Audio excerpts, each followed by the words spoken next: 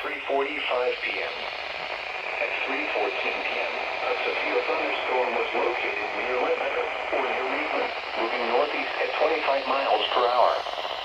Expected hazards include ping-pong ball-size hail and 60 miles per hour wind gusts. This is a radar-indicated threat. The following impacts are expected. People and animals outdoors will be injured.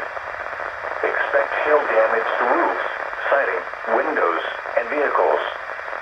Expect wind damage to roofs, siding, and trees. Locations impacted include Ledbetter, Smithland, and Hamletsburg. Repeating, a severe thunderstorm warning has been issued until 3:45 p.m. for the following